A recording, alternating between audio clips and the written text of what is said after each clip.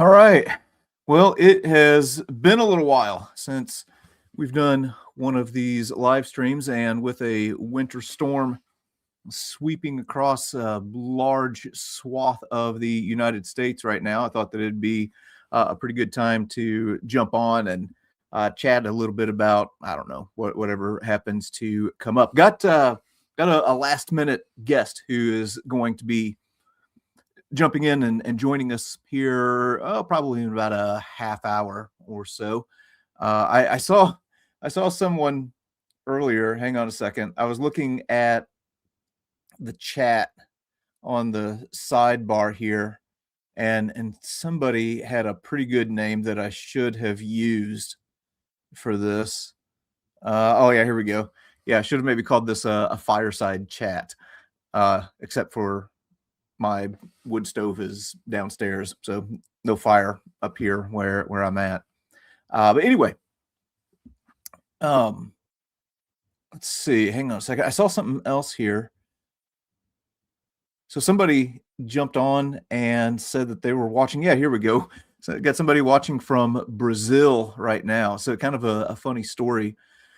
A lot of people may or may not know I have a background in education, and we had a foreign exchange student in my class one year from Brazil, and it was around end of October or something like that, and it got down to, I don't know, like 40 degrees Fahrenheit, and this girl came to school and was freezing to death, and I was like, "Oh, you poor thing." I said, this isn't anything. I said, wait till we get into like January and February. That's when it's going to get rough. And that poor girl just absolutely suffered. Oh wow, thanks for the super chat. Yeah, appreciate that, man. So like I said, we got this big winter storm that is pushing through right now. I personally, this is like my time of year. This is the kind of weather that I enjoy the most. Get to catch up on a little bit of reading today. If you saw it, I went through all of the books that I read in 2025 on a previous video, and one of them that I mentioned that I've been reading periodically throughout the year was this one right here, Paris 1919, talking about the Paris Peace Conference after World War I. Super fascinating book. And like I said, if you watched that video, I mentioned that I would like read a chapter here and read a chapter there, and it's just been kind of going all through the year. And I've committed myself, before I pick up any other books in 2026, I'm going to finish that book. And I've got another book that is still unread as well. But then I think after that, I'm trying to choose between this one here, the Fate of the Day by Rick Atkinson, which is the second in his Revolutionary War series, or I've also got this book right here on the Eastern Front from 1914 to 1918 by Nick Lloyd. So anyway, I'll have to do a coin toss and see what I'm gonna figure out. Let's see. Yeah, Gettysburg getting hit hard by the storm. Yeah, I saw that. So I asked him if I'm going to watch The Thin Red Line after this live chat. So funny story. All right, so here, if people might need a little bit of context here about this question. So, where was it? I got to even think myself how it all got started. Oh, I know what it was. There was somebody on Twitter who made a post talking about how The Thin Red Line was one of the greatest movies ever made, or something like that. And I reposted it and gave my own opinion about The Thin Red Line, which is not favorable. I really, really do not like that movie. And holy smokes, I found out that there are a lot of people out there who are big fans of the movie The Thin Red Line. And I had people going crazy on me saying that I was low IQ and that I just didn't get it. I actually had a few people that started connecting it to Zionism and that, you know, my opinion was based on the Jews and just all kinds of crazy stuff that came out. Um, Now, did that cause a mass exodus? Not a mass exodus, but I know that you're saying that as a joke.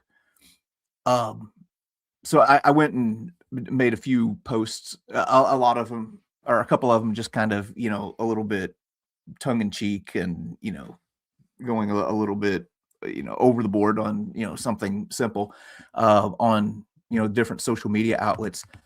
On Facebook, I can get a breakdown of, you know, like how many views this post got, how many men and women it reached, what demographic, how many people started following the page as a result of this one post. The post that I made about the Thin Red Line, um, I went into the negatives. It was a net negative. There were people who unfollowed me on Facebook because of my strongly worded opinion about a movie. So yeah, people are just crazy. I would never. I don't know. I would never unfollow somebody because you know they had some tongue in cheek opinion um, about a movie. Was it as bad as the Taylor Swift video? No, I didn't get the mass exodus like I did on the Taylor Swift video. For a while, I was thinking about maybe making a video that kind of breaks down what I think about the Thin Red Line and what I like and don't like about it. Yeah, I will tell you one thing I like about it. Visually, like, man, it's spot on. It really, really looks good. Uh, you know, as far as you know what Guadalcanal looks like and what Galloping Horse Ridge and the Seahorse look like. But anyway, yeah. So I thought about making a video about it, kind of breaking it down, and I don't know. I'm starting to wonder if it's even worth it now. If it's worth having another mass exodus on the YouTube channel. But anyway, what is the Thin Red Line about? It's supposed to be about the latter stages of the Guadalcanal campaign. If you watch the movie, you're going to be asking yourself that question a lot: is what is this movie about? Because it is just meandering and full of itself, and it is. Ugh. Yeah, I'm not a fan. Oh, but back to the original question. I actually went back last night, and or was it the night before last? And I started watching The Thin Red Line again. I was like, maybe I need because I watched it again. Was it after I got back from Guadalcanal? I did a Guadalcanal series with Dave Holland that if you haven't seen it, you should go check out. But I decided to go back and watch it again. I'm like, okay, I'm gonna watch this again with fresh eyes. And man, I still can't get into it. Somebody just asked me a question here a moment ago. Oh, let's see. What was my opinion of it again? My opinion of the Thin Red Line is um, not favorable. I did not like that movie. Have I seen Fury? And if so, what did I think? Here, let me tell you what I like about Fury. The that opening shot in Fury, where the German soldier is riding the horse and there's all these wrecked tanks and everything. To me, it is one of the best looking shots I've ever seen in a movie, and I loved it. Uh, here's what I didn't like about Fury, and really it's kind of some of the similar reasons of why I don't like the Thin Red Line. Um, Fury, it gets very, very cartoonish in its depiction of combat and you know the regular soldier in World War II. Um, and then the very end scene. So if you haven't watched Fury, I'm going to ruin it for you here. The very end scene where they kind of treat their tank, like the Alamo that they're going to be defending against this, SS battalion that is coming down the road.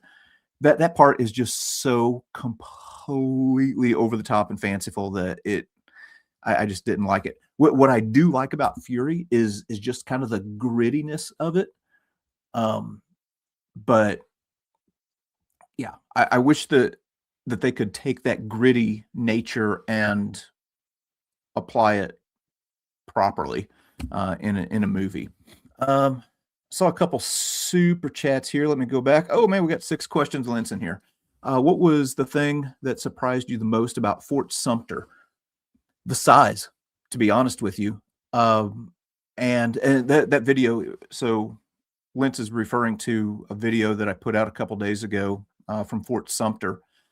I'll just be honest. I've said this before that I'm kind of disappointed in most of the work that I put out, and that definitely applies to Fort Sumter as well. For one, man, there were a ton of people there. There are only a limited number of boats that go out every day.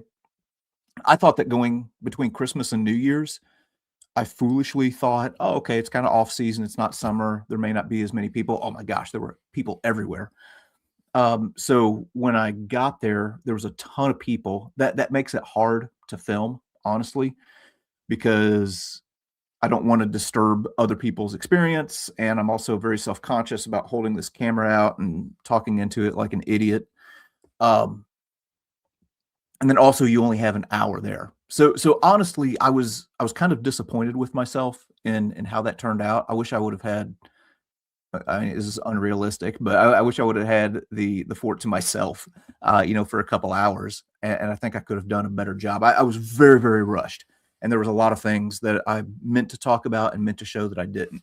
But anyway, back to your question on what was the thing that surprised me the most about Fort Sumter. Well, 2 things. One is the size. It's much, much smaller than what I thought it was. And second, you can see this in a few of my drone shots.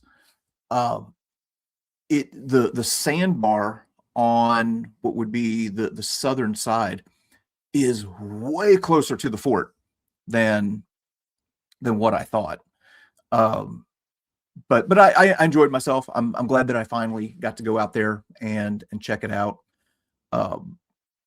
And I think I showed some things that haven't been showed before. So aren't shown very often for people who go and do videos at Fort Sumter.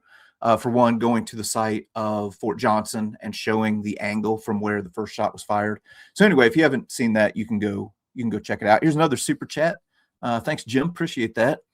Are you still trying to make it to every president's grave? Yeah.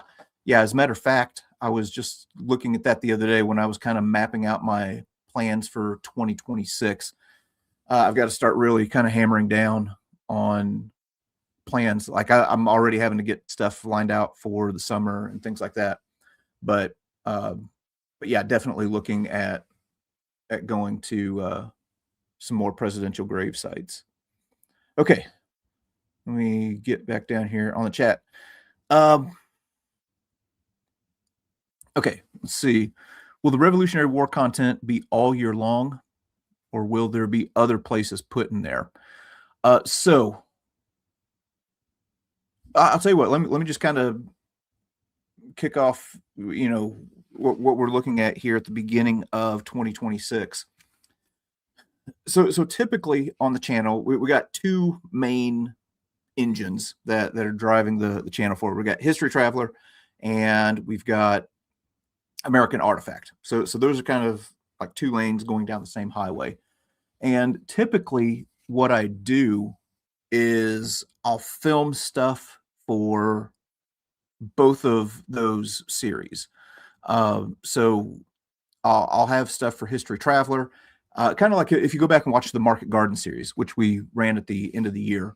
You'll see this stuff on History Traveler where I'm going to these historic sites. And then there's also things that I filmed with Eric, with artifacts that we brought back to the battlefield that drop in there. So you have like this big collection of the same thing. I'm doing something different here at the beginning of the year because I know that people have a wide range of interests. You have some people who are really into World War II. You have some people who are into the Civil War. I've been having people clamoring for Revolutionary War content for a long time. I had somebody the other day asking me about ancient history. So what we're going to do here at the front end of 2026 is on History Traveler. It's going to be Revolutionary War content, mainly focused, well, solely focused, honestly, on the Backcountry War in South Carolina, which is deeply fascinating. And I really enjoyed myself going through South Carolina and going to some of these sites. And then on American Artifact, so running parallel to that, is going to be a series of videos that Eric and I shot in Berlin, Germany. So on the one hand, you're going to be getting a Revolutionary War fix, and on the other, you're going to be getting a little bit of a World War II fix. So there's going to be a little bit more variety rather than having just one big block of videos from one place. So anyway, hey, speaking of Artifact, so I just got a box in the mail the other day and thought that maybe we would do a little bit of a live unboxing, which honestly has some connection to the weather here. I've got my little trench art letter opener here that we're going to use. And man, I should have given myself more room on this table here. I saw somebody asking about the show of shows, which is also kind of connected to Artifacts, asking if we are going to be there. And the answer to that is yes. As a matter of fact, the buddy that's going to be jumping on here in just a little bit is also going to be there. As far as exactly when, so Eric, he'll be there all week. I will definitely be there on Saturday. Okay.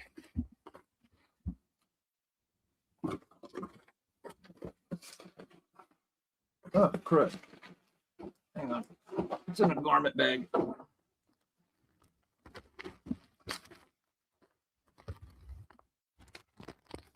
Okay, hang on a second. So, what we have here is a World War I era uniform here. And if you look on the shoulder sleeve, it says SAEF. So what some people may not realize is that when the First World War kind of came to a bit of an end, or there was an armistice on November 11th of 1918, that wasn't really the end for everybody. In Russia, there was a revolution that was going on. You have the communist Bolsheviks who are trying to take power, and White Russians are fighting against them. And there were several of the allies that sent troops to Russia to help fight against the communists. So this is going to be, we typically think of the fight against communism being in the Cold War. The first fight against the communists was in 1918 and 1919 when the whole thing got started. So anyway, this is the uniform of one of those guys that was sent up there on, sometimes it's called the Siberian expedition, sometimes it's called the Polar Bear expedition. It's something that deeply, deeply fascinates me, and that I'm wanting to learn more about.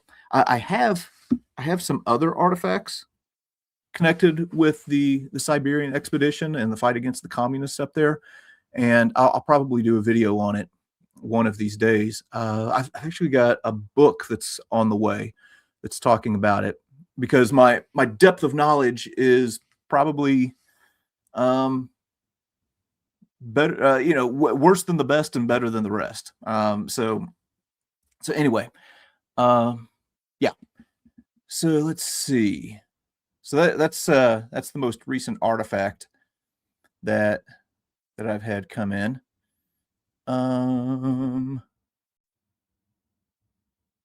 Let's see. When will the Berlin content be on your channel? That's going to start this week. I've got a few things that I need to wrap up on the first episode. It's possible if I get everything done tonight, I'll have it out tomorrow. A lot of people may not realize that on these episodes, usually there's a pretty quick turn and burn. That I'll like maybe finish a video on a Tuesday and it goes out on a Wednesday. Seems like there was something else that I was going to talk about or tackle. I can't remember what it was now. Oh, here's another question. Are you going to travel Route 66 again this year? My original plan a couple of years ago was to go back and do that trip again. I had so much fun. That series of videos, if you go back and watch that might be some of the most fun I've ever had, putting together a video or going on a trip. I absolutely love that. And I said, I'm going to do this again, because there were things that I missed the first time around. And then this year is going to be the 100th anniversary of the inauguration or the inception of Route 66. I've altered my plans a little bit. So originally, yes, I was going to do Route 66 again this year. I'm going to do a different road trip, though, is what my plans are. And if it all comes to fruition, it's going to be bigger, way bigger than the Route 66 trip. Oh, I don't know if I completely answered the question earlier that asked if I'm doing Revolutionary War stuff all year long. My plan is for the 250th anniversary of the United States to do more Revolutionary War content than what I've done since the channel began. I've got a playlist on the channel where you can go and check that out and see what I have done.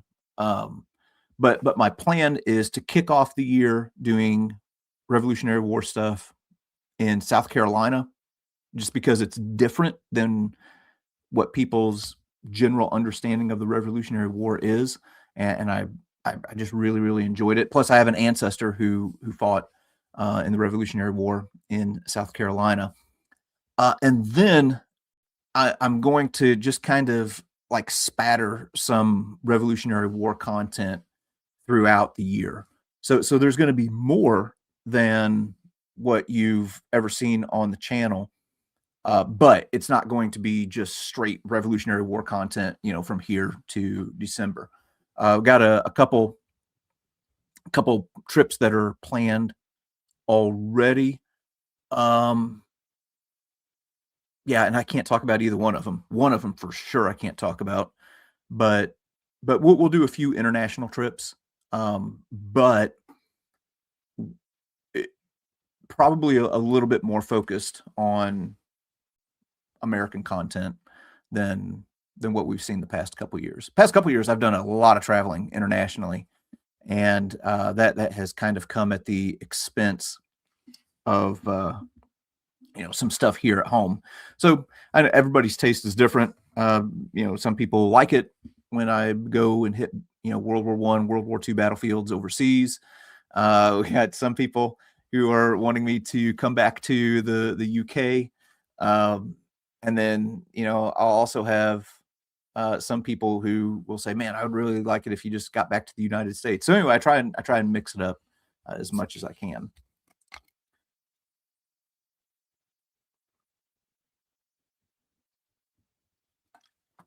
All right. Anyway, let me catch up on a few other questions here. Have I ever thought about covering the Korean War? Yeah, that's on my list. So I've mentioned before that my grandpa was in the 40th Infantry Division, was a combat engineer, and I would love to go to Korea and shoot some content there. But like everything, it's a matter of time and money is what we're looking at. And I saw, yeah, Stella, thank you for the super sticker there. Yeah, appreciate that more than you know. So, I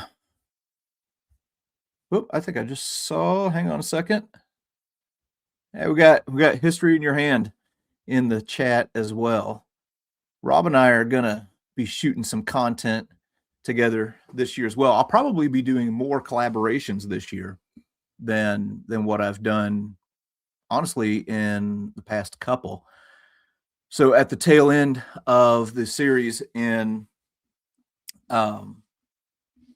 South Carolina, we'll have Charlie from the channel History with Waffles. He'll be on one of the episodes.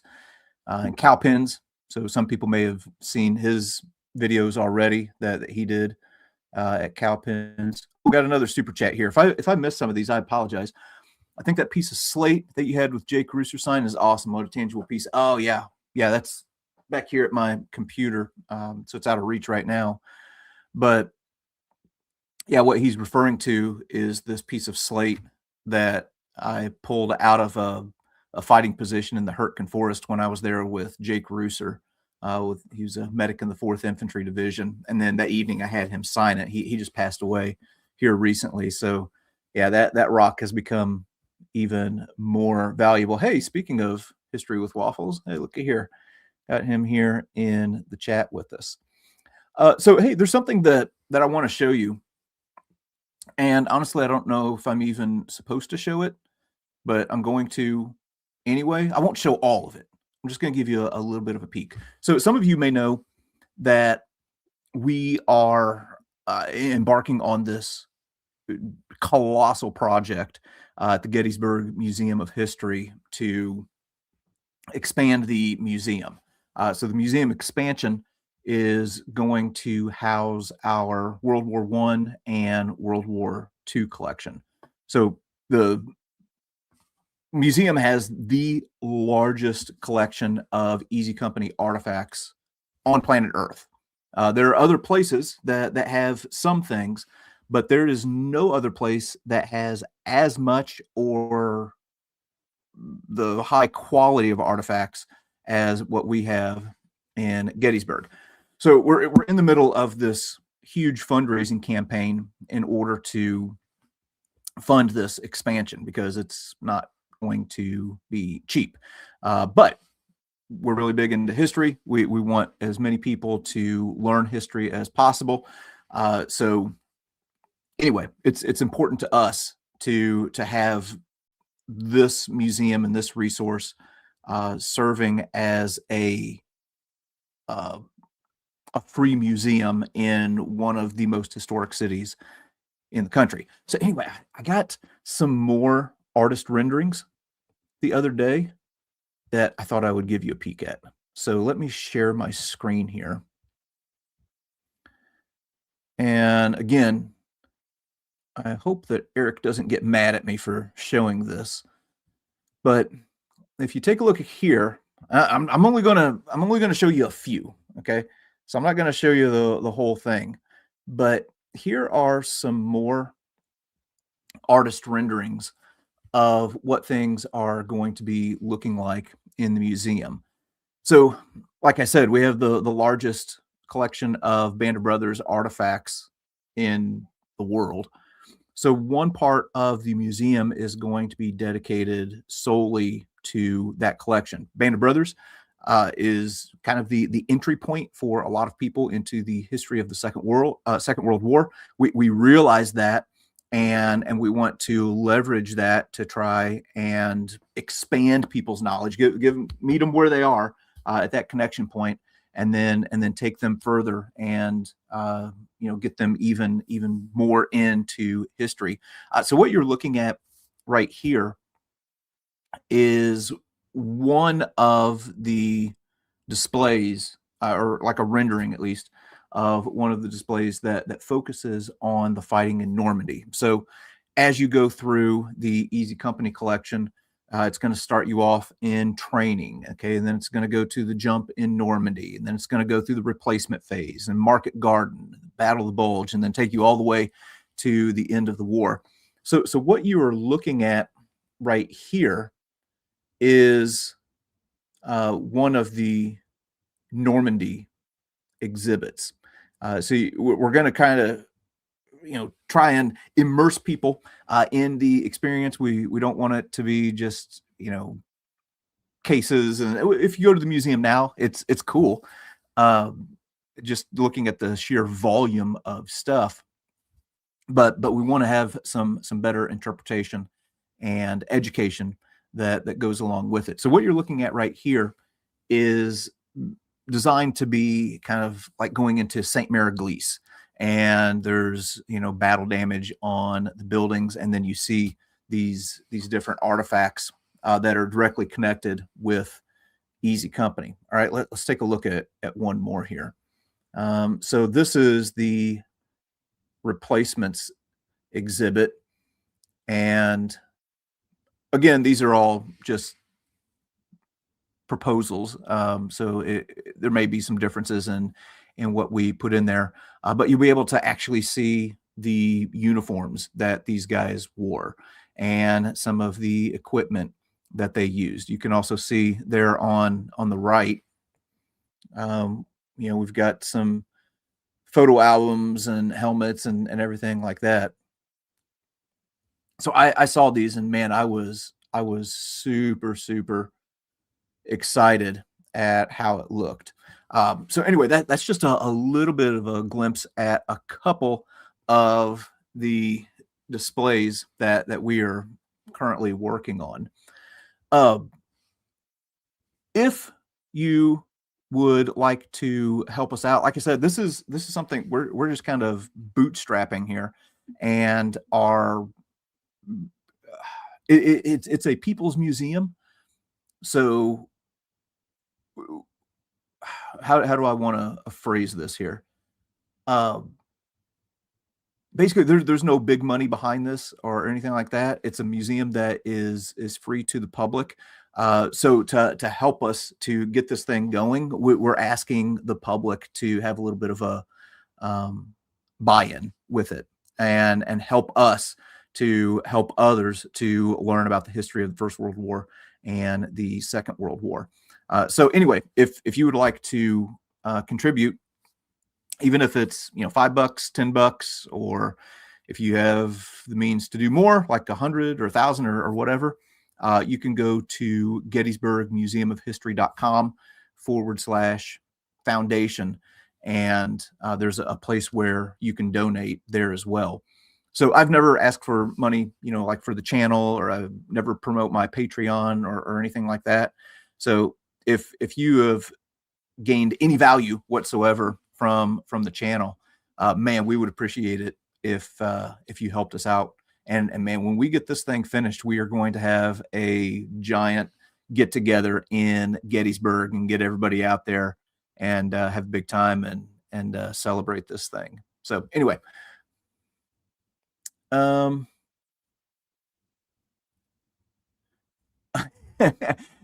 we get our name on a sign if we donated. If you donate, it's just kind of like anything. Yeah, if you donate a large amount, yeah, we'll put your name on something. We have a breakdown of that. Yeah, so if you are if you have any connections with any corporate entities as well, we also have spaces for corporate sponsors, so you can reach out and we can get you more information on that. But yeah, it's again one of the most historic cities in the country. Sees hundreds of thousands of visitors every year. So yeah, if there are any corporate entities that want to donate and have their name on one of the displays, then yeah, we'll absolutely do that. All right, let me roll back here and pick up a few questions that I missed. Have I gone to the Eisenhower House in Gettysburg yet? This is absolutely shameful. as many times as I've been to Gettysburg, um, I have never been to the Eisenhower House, and that is horrible. I really, really want to get out there, and I've been told that the people out at the Eisenhower House sometimes feel like they're a little bit forgotten, in Gettysburg. But yeah, I need to get out there and do some stuff one of these days. Um, let's see.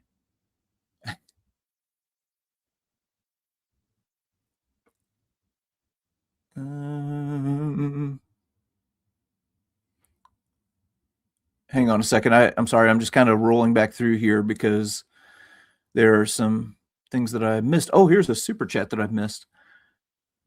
Is there any way we can support the museum outside of donations or purchasing items? I'm thinking like transcribing, researching, etc.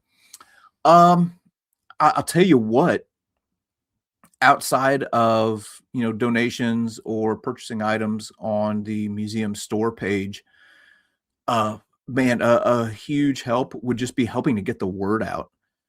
And again, if you have any connections with any kind of corporate entity, that would be a colossal help, and in helping to push things forward.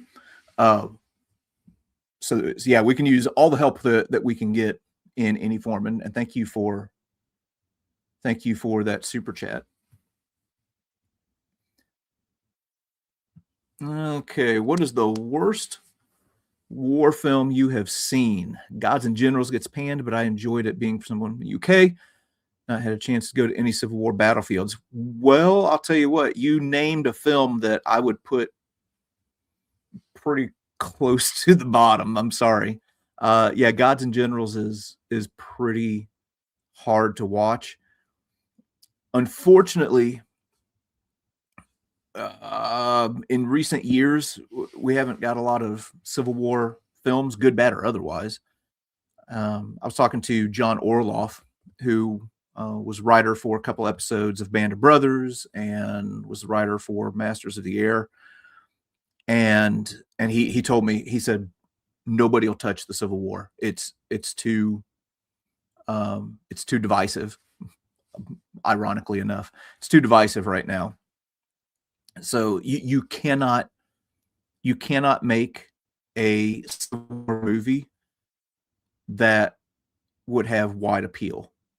Like you would have 8 groups of people, and 7 of them are going to be angry about what you did with the movie.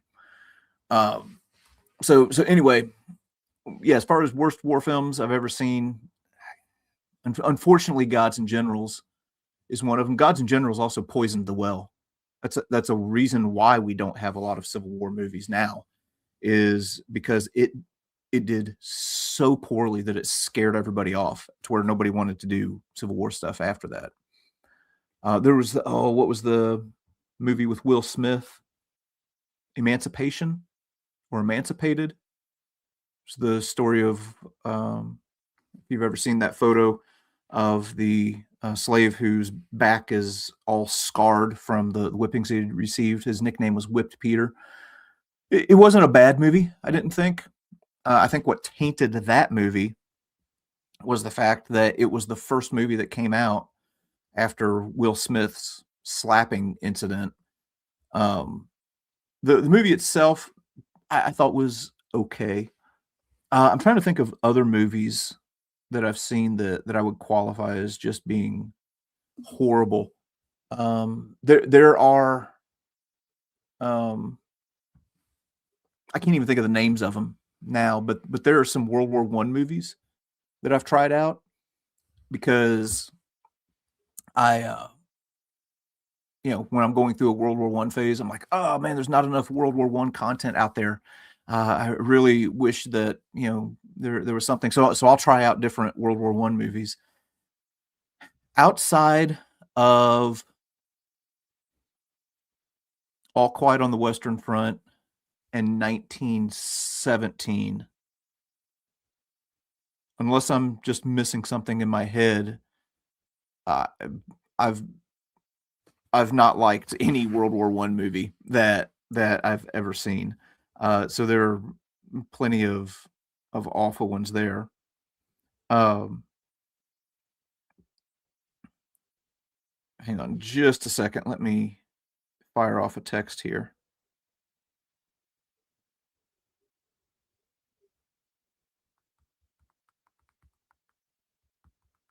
I'm trying to think of some other. I don't know. Maybe some.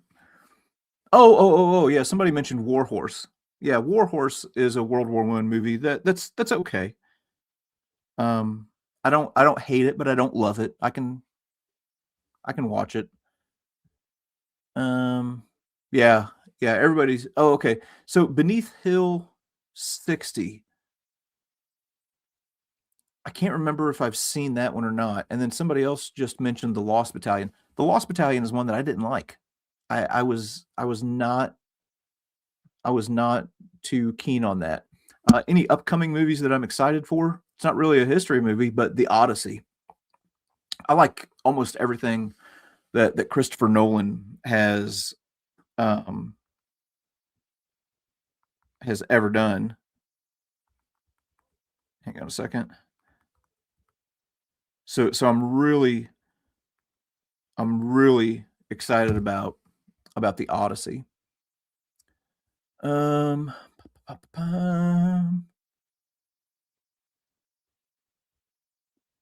yeah, I have some pretty strong opinions when it comes to movies. So yeah, I've been known to shred people's golden calves. What do I think of the film The Pianist? I like The Pianist. The Pianist is a good one. Um, Man, Rob is desperately trying to throw me something that is good. The War Below. I don't know if I've seen The War Below.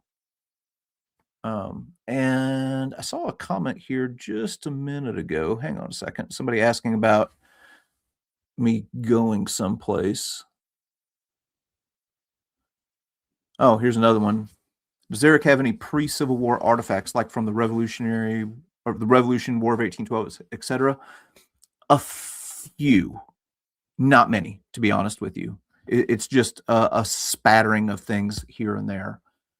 Where the collection really starts to get robust is the Civil War. So really robust on the Civil War, really robust on World War II, decent collection for World War One, decent collection for Vietnam. And then there's a little bit of global war on terror. Korean War, any Korean War stuff. Um, Hang on a second.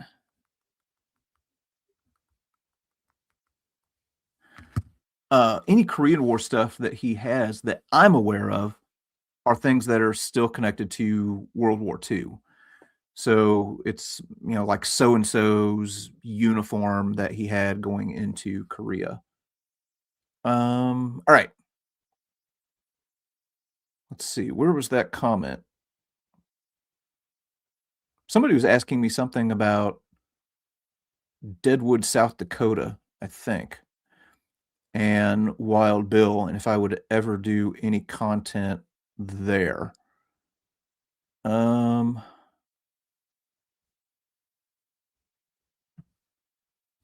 Did I see your I did not see your question about fundraising. So maybe shoot me that question again. I've got quite a few comments that are coming here. Obviously, I'm glazing over quite a few of them. Let's see. Have I seen any foreign productions? Yes.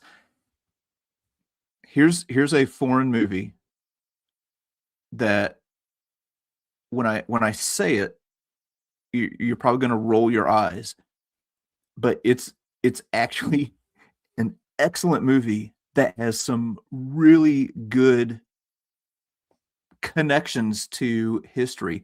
That's Godzilla minus one. Um, that movie was really, really good in a lot of ways, and also showed, some stuff about Japan in the post-war era. Obviously, you got the monster movie element to it, but other foreign films. Oh, what was the one? Crud, about the Battle of the Scheldt. It's on Netflix. That was a good one. I think you could say that the 2022 version of All Quiet on the Western Front, I think you would count that as a foreign film, which I thought was outstanding. There were a lot of people that kind of ripped that movie, but I thought it was great. Whoever asked the question about Wild Bill Hickok and Deadwood, I've got a few videos on the channel. So if you'll go to YouTube and type in History Traveler Deadwood, it should bring up some stuff. Now it's way back in the catalog. I think I shot those videos in 2020, to be honest with you. So you gotta go back a ways. But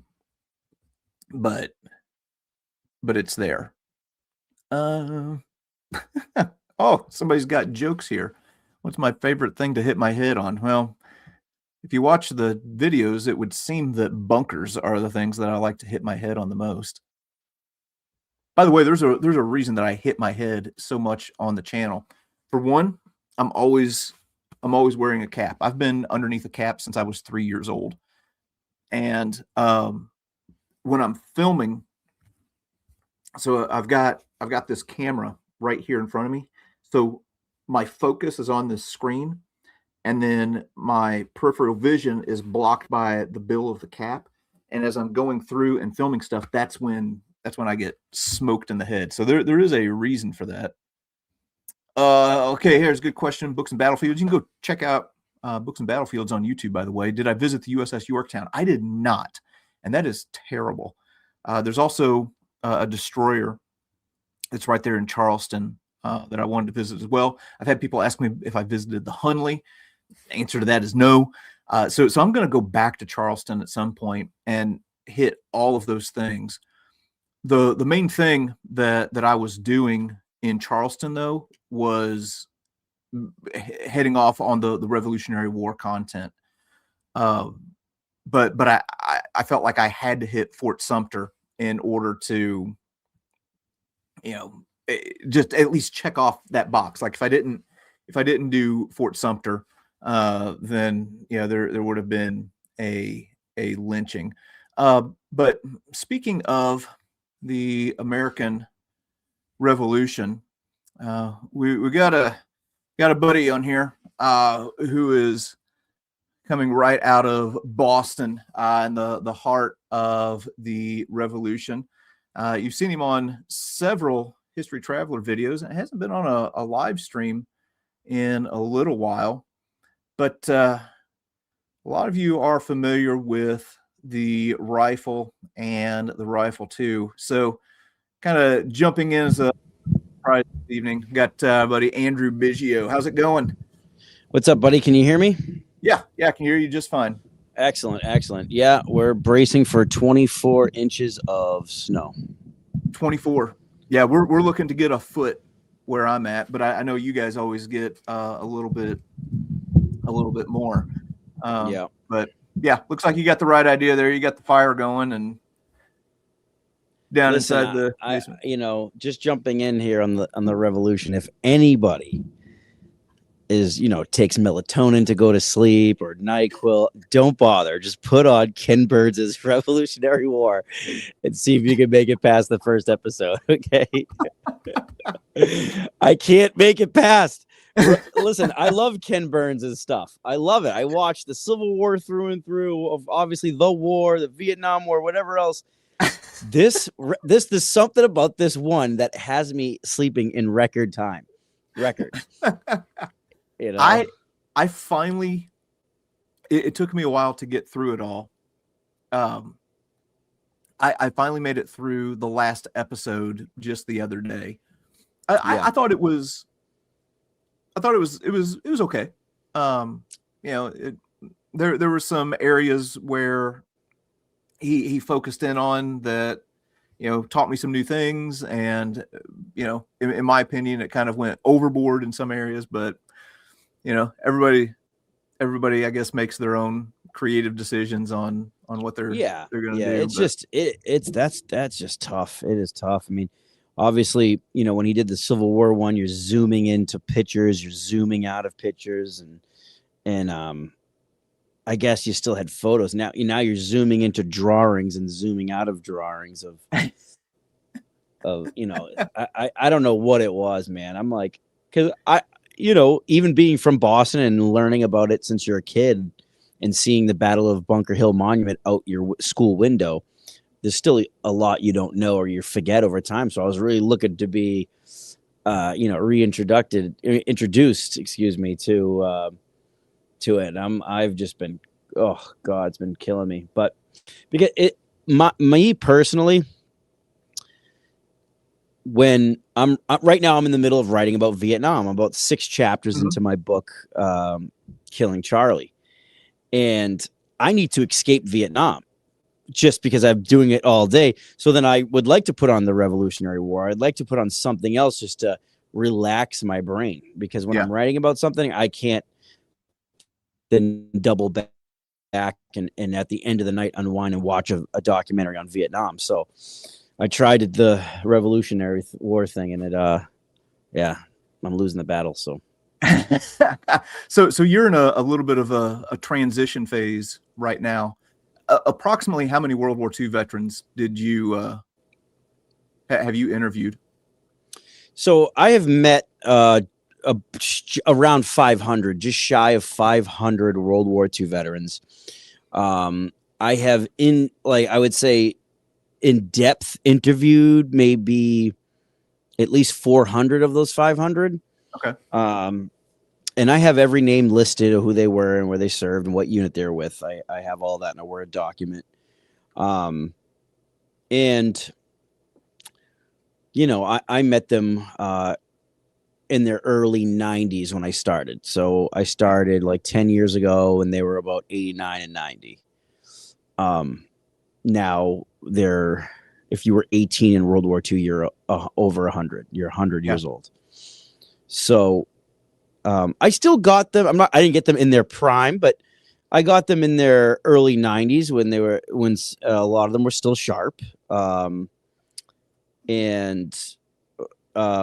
Obviously I wish I got them in their 50s and 60s and stuff like that, but that just wasn't the card I drew. But I've heard from best-selling World War II authors and historians that I've done a great job, and this might be one of the last good firsthand accounts of World War II veterans ever published. I've got that from Alex Kershaw.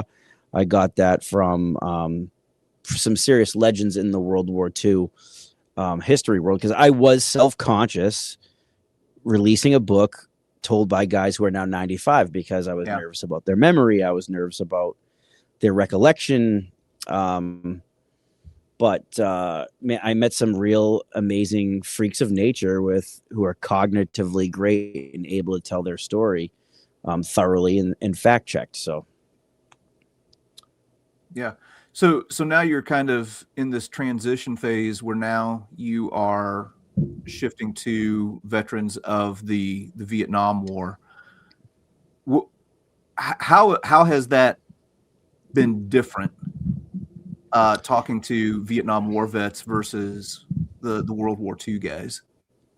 It's different in every way imaginable. Yeah. I wish I could sit here and say, it's not that much different. It is different in every way imaginable. It's different geography. It's different political climate. It's different soldiers. It's different training. It's different every way you can think of, JD.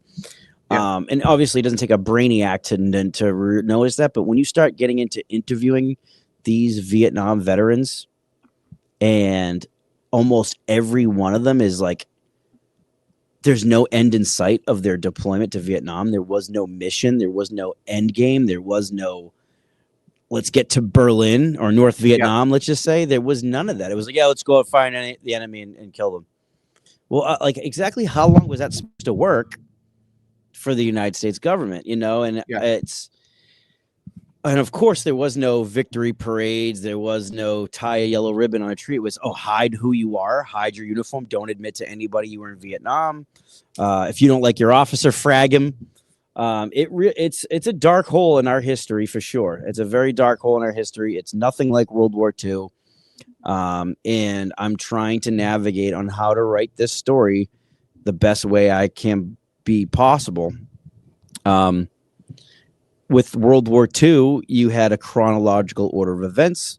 The war was, let's just say, 5 years or 4 or 5 years of like the European campaign. Obviously, it was a little longer in the Pacific.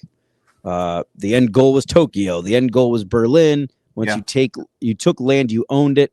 This just was not at all the Vietnam stuff. And the Vietnam stuff went out, I think, for about it's over 10 years. And, if I interview someone who was with the first air cav in 1965 is not the same guys that were in the air cav in 1971. They have a different story to tell than the guys that were in the Battle of the Ia Drang Valley, have a different story than the guys that were in Pleiku or somewhere else. It's just, I'm trying to figure out how I want to do this. Do I want to do it in chronological order? Do I want to do it just random stories? Do I want to do it the guys who fought the Viet Cong versus the guys who fought the NVA? Man, I got my hands full. Yeah. So you mentioned the geography. That's one that has really pushed me. Because I've talked to several Vietnam War veterans, and I kind of got my own thing that I'm doing locally, trying to capture these guys' stories and everything like that. And I'm having to really dive in and educate myself, because you talk to a World War II veteran, and they'll say, "Oh yeah, I was in the 101st Airborne Division. We were at Bastogne, and we were here." Like, "Oh, okay, we were this place in Germany." You talk to a Vietnam War veteran and say, "Okay, so when were you there?" "Oh, I was there in 67 and 68. Where were you?"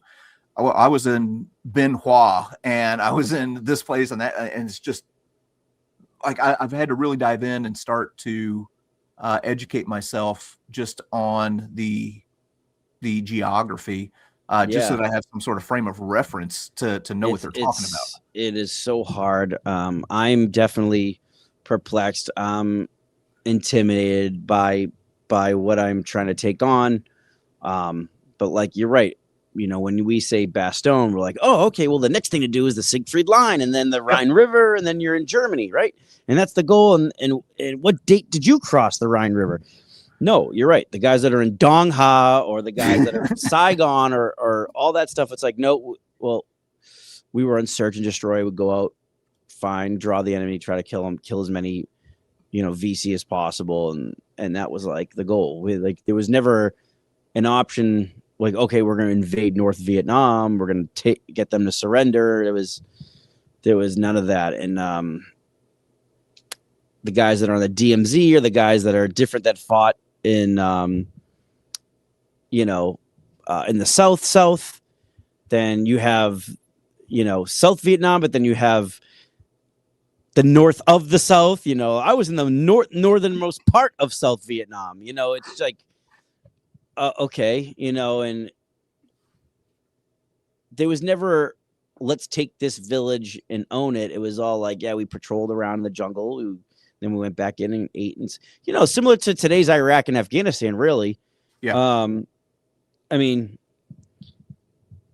after the conventional army surrendered, of course, in Iraq. But yeah, I'm going to deliver a great book with some good personal messages. I just finished today my chapter I call A Twin Tower, and it's about a big man who is as big as a tower, and he survived the collapse of the North Tower of the World Trade Center as a firefighter. But before he was a firefighter surviving the collapse of the North Tower, he was a Marine with 2-9 in Vietnam. And he was wounded severely in Vietnam as well and survived that. So Holy smokes. Right. So this is a black man named Clarence Singleton who grows up in South Carolina in the 50s, of course, told to get to the back of the bus as a kid, feels though he's not good enough, enlists in the Marine Corps, doesn't get drafted in the Army or drafted for the war, enlists in the Marine Corps, becomes a platoon honor graduate in Paris Island, goes over to Vietnam with 2nd Battalion, 9th Marines, hell in a helmet, is stationed up in Quang Tri Province, 1968, and gets severely wounded, comes home, heals up, is able to pass the physical to get in the FDNY, serves over 20 years in the FDNY, 9/11s is there, friggin' survives the collapse of the North Tower. So he has all this trauma that I just mentioned in life and still able to, it's such a great message. And Yeah. I'm glad I got to put a little bit of him out there on social media, and I'm going to tell his story in my book. So, oh man, that is incredible. And what's crazy, JD, is like there was probably 100 Vietnam veterans that were killed in 9/11 that I don't think a lot of people realize, because No, I had no idea. They were in their early 50s in 2001, Vietnam vets. Okay. Right. So again, 25 years ago? Yeah. So, which is now they're in their late 70s. And so some were firemen, some were office workers. You had Rick Riscola. Rick Riscola is on the cover of We Were Soldiers, the book. We Were Soldiers Once and Young. Rick Riscola, he's on the cover of it. He's got his bayonet fixed, I think, to his M16. He's got some weeds and stuff coming out of his helmet. He's on the, I think, or in the background, he's on the cover of the book, We Were Soldiers Once and Young. He was the head of security at the World Trade Center and dies in 9/11. And oh my gosh, he helps evacuate, 2,500 employees of the company he was at. His company that he was the head of security, it just escapes me at the moment. And he dies in the collapse of the World Trade Center. He's just one of the Vietnam vets that died. And so I doing a little bit of a deep dive into some of these guys. There was also some fire chiefs and fire captains that were killed that were Vietnam veterans. And so I do a whole chapter to them. Holy smokes. Mm-hmm. You mentioned kind of in passing Afghanistan and Iraq. In talking with these Vietnam War veterans, having served in Afghanistan and Iraq yourself, are there any echoes that you've seen? Have you been able to connect with these guys in a way that maybe was a little bit more abstract with the World War II guys? Yeah. I mean, if the fall of Afghanistan, or whatever you want to call it, the poorly done withdrawal, did not happen in the manner it did, I'm not sure. I'm not 100% I ever would have wrote about Vietnam. Yeah. Embarrassingly enough, I'm going to admit it, and I think a lot of people at some point in their life maybe thought it. And I write this in my book in the beginning of the book, my preface, my prologue, my intro of why I started writing about Vietnam, because I became a Vietnam vet overnight. When I saw what happened in Afghanistan, it was so hurtful and so embarrassing that I finally realized, in the back of my head, I would meet Vietnam veterans and I wouldn't say, oh, this poor sucker, or hey, geez, sucks to be him. They lost their war. It wasn't like I wasn't that brutal in my head, but those elements cross your mind when you hear about Vietnam and you see that they lost their war. Really the government, the politics lost it, not them, and they could have done it. But you used to say in my head, oh, better them than me. At least I was in a just war or a good war, and we were attacked on 9/11. And in the back of your mind, you think that, right?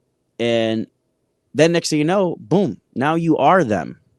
welcome to the club, you know, and meaning screwed over by a government, lies. The enemy is now running the country. So many of your brothers and sisters gave their lives in. And so that right there was enough to relate to them on the fall of it. And, you know, the occupation, right? So in Iraq, we took over Iraq in 28 days. 28 days, the U.S. forces took over all of Iraq in 2003. Afghanistan, I don't know what it was. But then after that, it was this occupation thing with no real mission. Oh, go and kill the insurgency. Oh, go out and patrol and get IED and find out where the enemy was. You know, there was that reminds me of the Vietnam thing where they just go out and then come back to the same base with no real end goal, end game, or mission. Yeah. So there's that in common with them. You know, what I think the only thing we don't have post 9/11 veterans have in common with them is we're not familiar with a draft, and we don't know what it's like for your government just to draft anybody regardless of wealth, class, mental capacity, things like that. I think they ended up with a lot of nutbags in the military in the 60s because of the draft.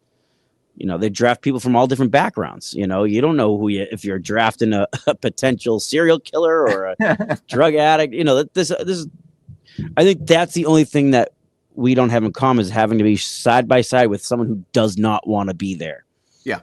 So, I would say another big difference, Mm-hmm. at least from my perspective, is our GWAT veterans came home, and how many times have you been told, thank you for your service, or let me buy your dinner, or this, that, and the other?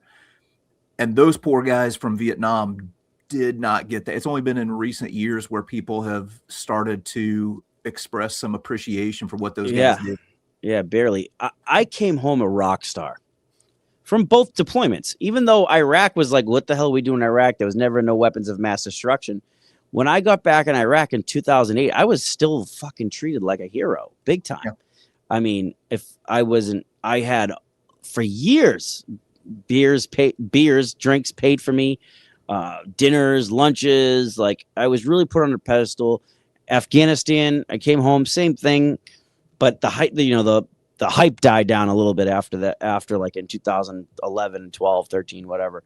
But I was treated like gold, got any job I ever applied for. And those guys had to hide who they were. Those guys were passed over for jobs if they served in Vietnam. And still to this day, they're disenfranchised on what happened. You know, you don't even know who's a Vietnam vet in your town sometimes because they don't talk about it. They don't come to Veterans Day services. They don't show up to Memorial Day services. They don't join the American Legion of the VFW. And there's a lot of them. Yeah. My uncle, he was in the Air Force in the 60s, and he didn't go to Vietnam. He was stationed over in Europe, you know, Cold War stuff. And when he came home, that would have been in 66 or 67, maybe. Mm-hmm. But he said that he was told, hey, when you get back, first thing, change out of your uniform. Don't wear your uniform into the airport or anything like that, because the protests were really starting to crank up, and they were starting to, like, it was a mark of shame, you know, to wear a uniform, or it was going to cause you some trouble, and some shame was attached to that. I'm going into that too, like Vietnam era versus Vietnam veteran. Because there was a lot of guys who joined regular army and were sent to the Berlin Wall occupation, Germany. There were guys sent to South Korea, right? Because we still had the DMZ going on over there from the Korean War. There were guys sent to Thailand and all those other South Pacific countries to support the Vietnam mission. And I think you had guys in like somewhere in the Arctic, I forget, like Iceland or something along those lines of something for some mission over there, Cold War stuff, like you said. Yeah. And then of course you had guys back then join the National Guard for the sole purpose of getting out of going to Vietnam. And that is, and the guys who join the National Guard will admit that to you. They're like, and I respect it. Like, yeah, dude, I signed up for the National Guard. I didn't want to go to Vietnam because the National Guard did not go to Vietnam. But they also had to stay home and deal with the civil unrest with the protests and the universities and the campuses and whatever else was going on. So that's a whole nother beast I talk about in a chapter of Vietnam era veteran. And that, there's, for the regular Army guys, there's some bitterness between them and the National Guard and stuff. And of course, guys who ran to Canada and guys who, all that stuff. So, yeah, man, it is deeply complex. And like you're saying, I don't know how you tell, that story, whether you do it chronologically or you do it topically, or you just throw out a whole bunch of stories and let people sort through it, the best that they can. So how far, you said you're 6 chapters into this book that you're writing now? Yeah. I'm just about 6 chapters in. And I'm satisfied, but I'm also, I want to hit everything. I want to hit the Battle of the Ia Drang, which I did in the beginning of the book, which was, let's just say it's the D-Day of Vietnam, where the first Cav landed, and that was the first major battle versus the NVA. We were a victor. A lot of crazy action. LZ. Then you have LZ X-Ray and LZ Albany. Do I tell that in the same chapter? Do I do a whole nother chapter for LZ Albany? Then you have, the Big Red One, who then a couple months after, sail from San Francisco in a ship and land on the beaches of Vietnam and go in that way in 1965. And where'd they go from there? And then you have, then you start to progress of, what I'm going to tell next. So, I knew what I was saying. And so, okay, so we're going to talk about the Ia Drang Valley. Well, then at some point you got to talk about the tunnel rats. You got to talk about the fall of Saigon. You have to talk about the My Lai massacre. You have to talk about the Viet Cong as opposed to the NVA. You need to talk about prisoners of war, the Hanoi Hilton, So I want to try to hit like all the pivotal big things in the Vietnam War in this book. So yeah. And like you say, the very beginning is completely different than the end. My uncle, he was there during the fall of Saigon, and had a completely different experience than somebody who was there during the Tet Offensive, or anything like that. So yeah, there's all kinds of different stories to tell, and I'm looking forward to it. And this is all kind of a similar kind of parallel track to your first book, where there's a rifle that's associated with it, right? Right. And basically I came home a couple of years ago, and there was a rifle on my porch. It was mailed to me. It was an M16, a 1965 Colt. And they said, "I love what you're doing. My great uncle was also killed in World War II. Please don't stop doing what you're doing. Continue with the Vietnam vets." And that was from Tommy Langston, whose great uncle served with Jack Morin. And the two of them knew each other, and two of them were friends with the 87th Infantry Division. And Tommy Langston Sr. was killed in France, in Obergeilbach, actually, which was the French-German border there. And so it was Tommy Langston from Pittsburgh who sent me the M16 and asked me to continue with Vietnam vets. So the rifle lives. the rifleman continues, you know. Well, I'm so glad that you're doing this now, because I mean, what the both of us wouldn't give to be able to go back 20 years and get more of the stories from the World War II guys. Um, we have that opportunity now with the Vietnam War guys. Correct. But you've also got a new podcast that you've cranked up. Tell me about that. Yeah, all of 3 people that listen to it. Yeah, no, I know so many interesting people, and I really would argue between Iraq, Afghanistan, Vietnam, and World War II that I might have one of the biggest Rolodexes of awesome veterans alive.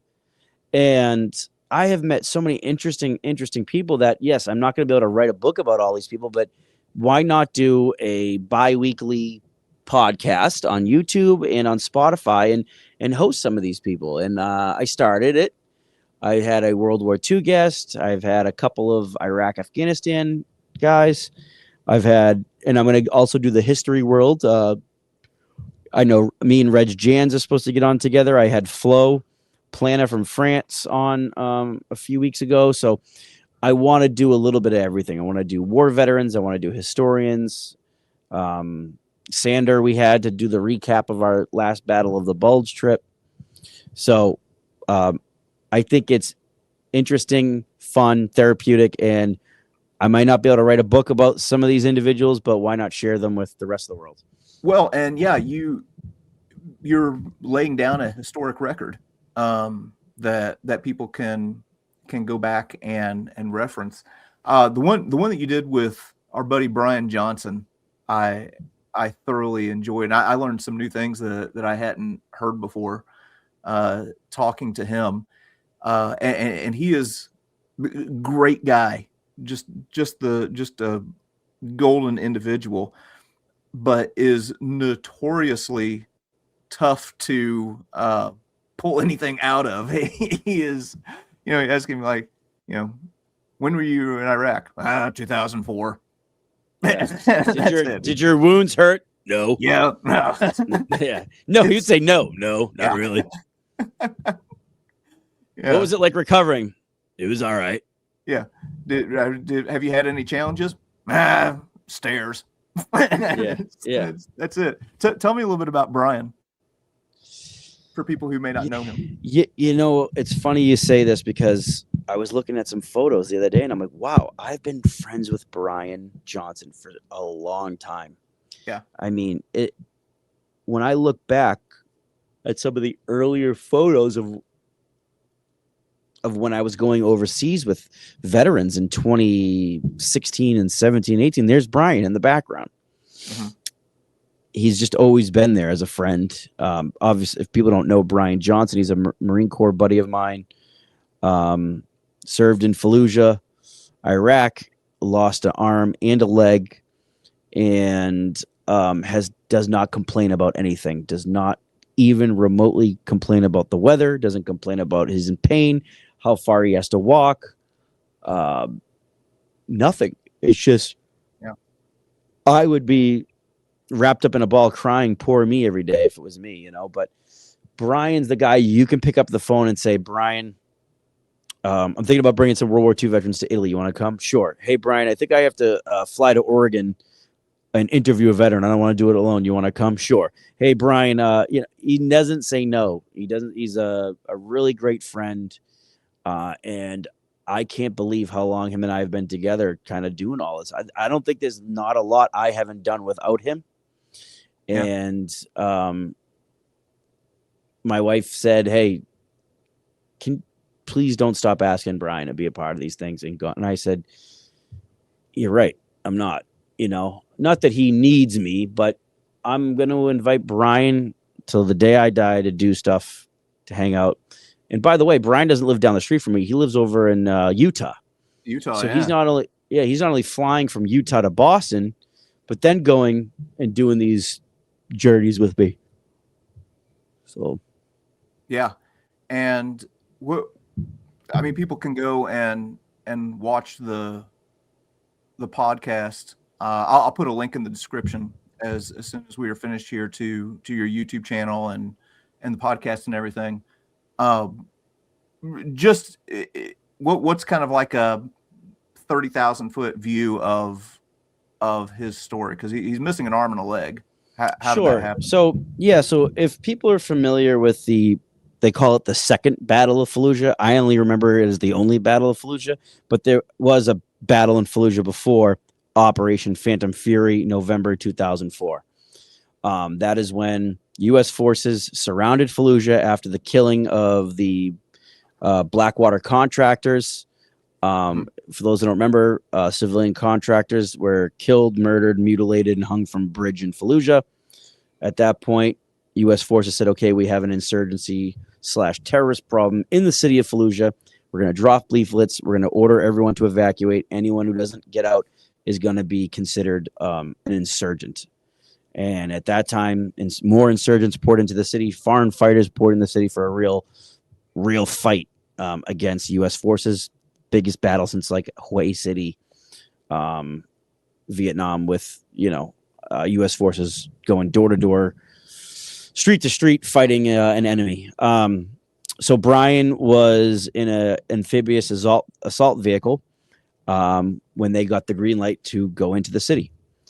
They hit I think a double stacked anti-tank mine going in, or an IED, one of the other. And there were so many Marines going into the city of Fallujah that Brian was instructed by his lieutenant to sit on top of the amphibious assault vehicle, not inside. For those who don't know what an AAV is, they are up-armored amphibious vehicles with tracks that the U.S. forces ended up using as like ground transportation in Iraq when they weren't supposed to be used like over 30 miles outside of water after a beach landing. They ended up becoming like the means of transportation for some of those shock troops in 03, 04 Iraq, even 05. Brian sitting on top of the amphibious assault vehicle. When it strikes the mine blows up and outward, peppering Brian with shrapnel so severely that he gets hit. He falls inside of the amphibious assault vehicle, which had open roofs, and lands on the laps of his fellow squad members. And his squad members are like, "Get off us!" And he's like, "I can't move. Something's wrong." He's evacuated from the vehicle, and it is then where his arm was totally gone and his leg had to be amputated. So he lost an arm and a leg from that incident during the Battle of Fallujah, the first night. Yeah. And like you said, the trips that I've gone on with him, I've not heard that dude complain one single time. Nothing. About anything. Nothing. And if I remember right, in the interview, the thing that he was upset most about was not that he lost his arm and his leg, but that he got taken out of the fight and couldn't kill insurgents anymore. Right. It was the first night, which sucks. It's like all that training, all that preparation, the history. Here we go. Battle of Fallujah. Boom. Shit. Yeah.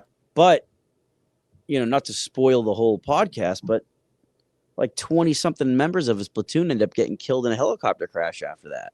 Yeah. That he could have been on. Yeah. And then here he is with one arm, one leg, going to their funerals from the Navy hospital, which is, that was the first time I ever saw Brian get a wee bit, I'm not going to say a lot, but get a tiny bit choked up talking about having to face those parents and go to those funerals of those guys that were killed while he was healing up in the hospital. It was the first time I heard him talk about it. The first time I saw the hesitation in his voice, and, Brian is in a lot of ways a better man than me. Yeah. So now the most recent one I haven't had a chance to listen to yet. This snowstorm is a little bit of a blessing in that way, because it's going to give me some time. But you recently interviewed another guy who was at the center of some controversy over there in Iraq. Yeah, it was Afghanistan, and it was the, I'm sorry. Yeah, no, it was the infamous urination on the Taliban, dead Taliban. That that I think got released in 2011, and it was like shockwaves. We're supposed to be helping the Afghans, and why are Marines urinating on dead bodies? And this totally reverses the relationship we have with the Afghan people and the trust and the desecration of bodies. And as if our three-letter agencies, the CIA and everyone else, didn't know that Afghanistan was never going to hold it together to begin with, right? Yeah. As if any blame were to be put on them for anything. Give me a break. But the Commandant of the Marine Corps came down on them. The world came down on them. TMZ, everything. Their lives were turned upside down.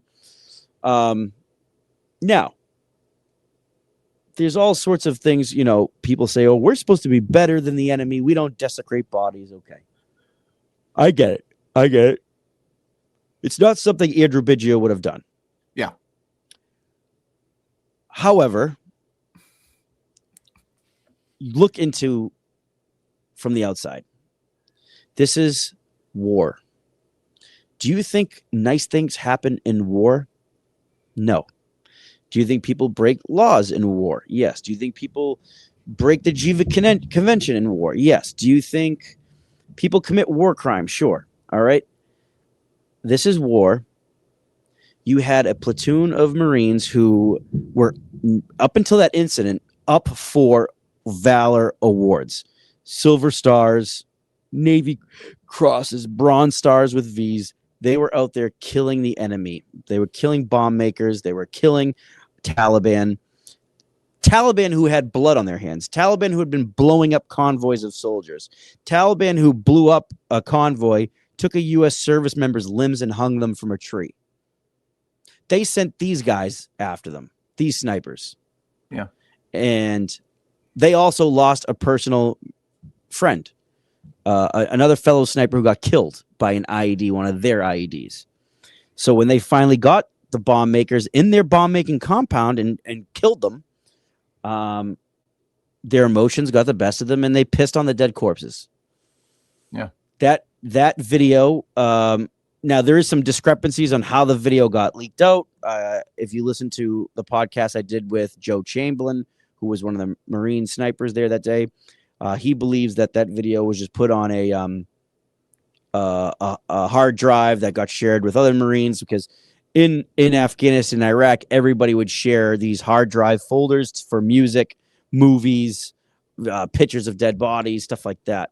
He thinks that got put on there and just got leaked out. I had another Marine tell me that's not how it happened, that one of the Marines that got filmed it later got wounded and blown up, and then a supply guy was inventorying that Marine's gear, found the camcorder or electronic digital camera, then found it, and then he's the one that leaked it out, right? So, oh shoot, yeah, which I was told that story by Rob Richards, which was he was one of the snipers there as well. God, how many years ago was that?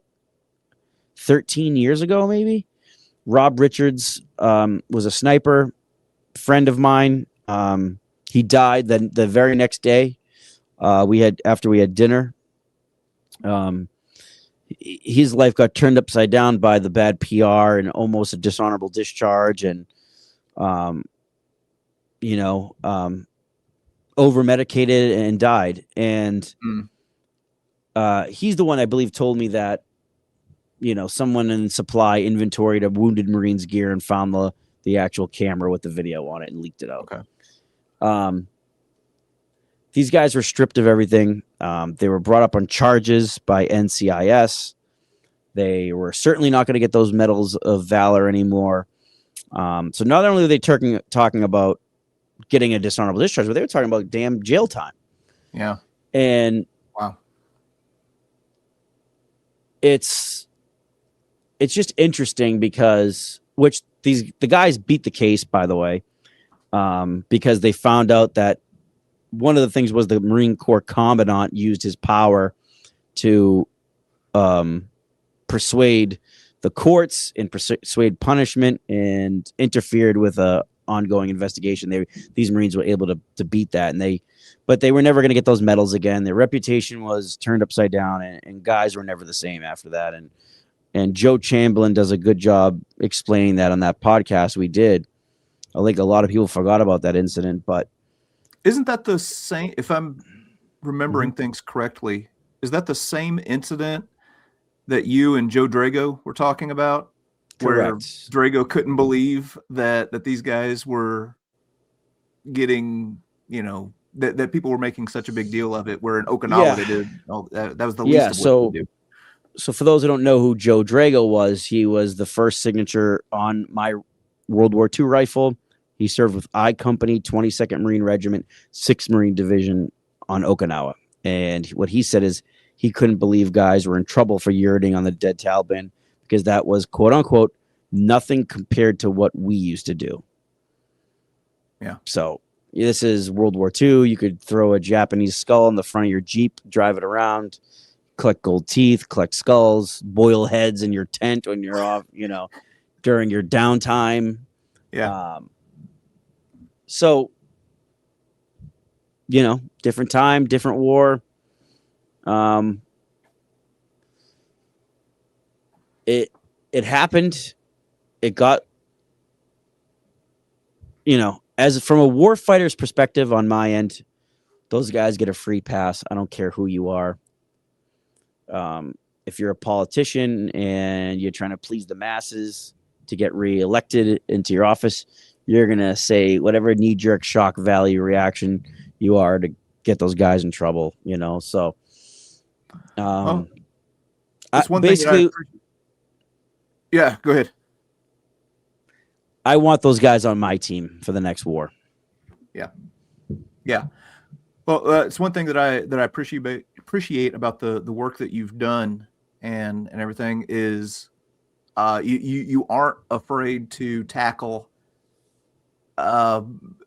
controversial stories or things that might make others flinch, because it, like you said, the things that happen, they happen, and they're worth exploring. I had somebody ask where they can find these. So if you go to the YouTube channel, the Rifle Andrew Bigio, you can find that there. Again, I'll put a link in the description of this video as soon as we wrap up. And you said it's also on Spotify?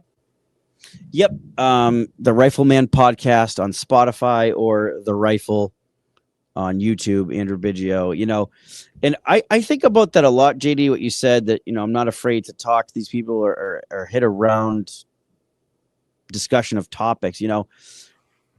I got some criticism, barely, but I got some criticism about having Gerhard Fempel, the SS veteran, make a forward in my book.